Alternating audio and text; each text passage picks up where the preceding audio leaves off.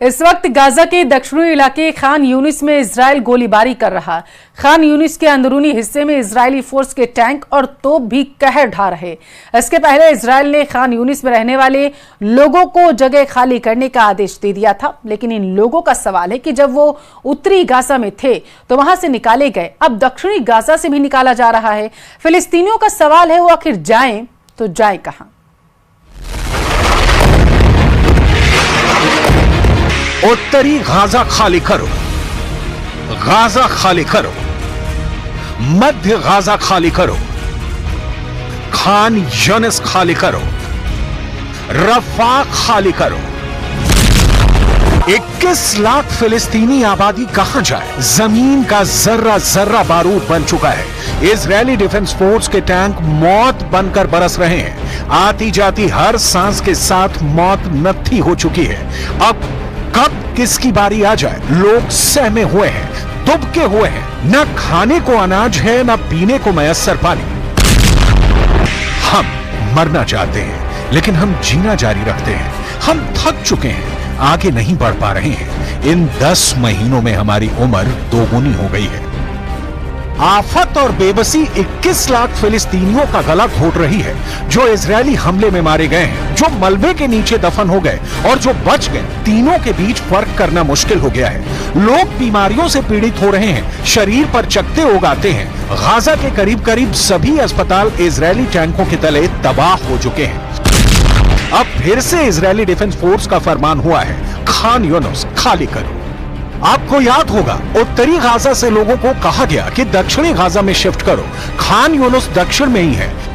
अब यहां से कहा जा रहा है जगह खाली करो। जाएं तो कहां जाएं? इस वक्त खान यूनिस आग की भट्टी बन चुका है। इजरायली टैंक और तोप हमले पर हमले कर रहे हैं। गोलियों की बिसात बिछी हुई है। रिपोर्ट जिसकी पुष्टि कर पाना मुश्किल है, उनमें कहा जा रहा है कि खान यूनिस में अब तक 100 से ज्यादा लोग मारे जा चुके हैं। यही नहीं, कितने इमारतों के मलबे में दब गए, इसकी मुकम्मल जानकारी नहीं।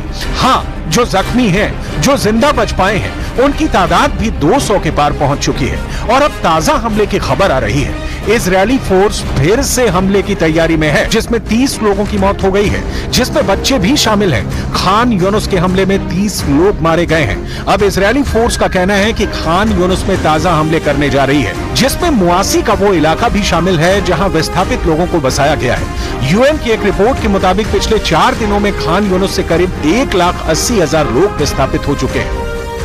दर बदर फिलिस्तीनियों के लिए कोई भी जगह महफूज नहीं, क्योंकि यहाँ हमास के आतंकी छुपे हुए हैं। आतंकवादी ह्यूमन शील्ड का इस्तेमाल कर रहे हैं। ये कोरी दलील है या इसमें सच्चाई है, इसकी पुष्टि कर पाना मुश्किल है।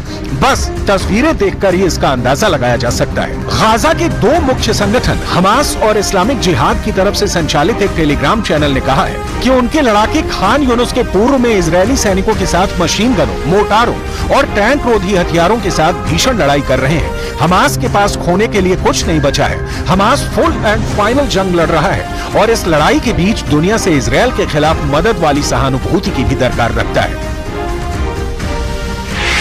हमास के कंट्रोल वाले फिलिस्तीनी स्वास्थ्य मंत्रालय के अधिकारियों के मुताबिक हमास इजरायल युद्ध में कम से कम 39,175 लोग मारे गए हैं और 90,403 लोग घायल हुए हैं। 7 अक्टूबर को हमास के नेतृत्व वाले हमलों में इजरायल में मरने वालों की संख्या 1,139 होने का अनुमान है, जबकि करीब 141 लोग अभी भी गाजा में बंदी हैं।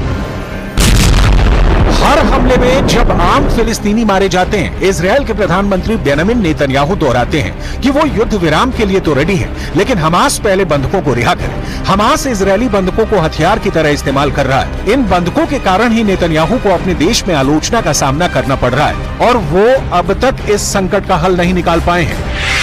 तो ये वजह है जो नंबर 1 है नेतन्याहू के अमेरिकी दौरे का, और दूसरी वजह है कि अमेरिका से मिल रही इजरायल को मदद।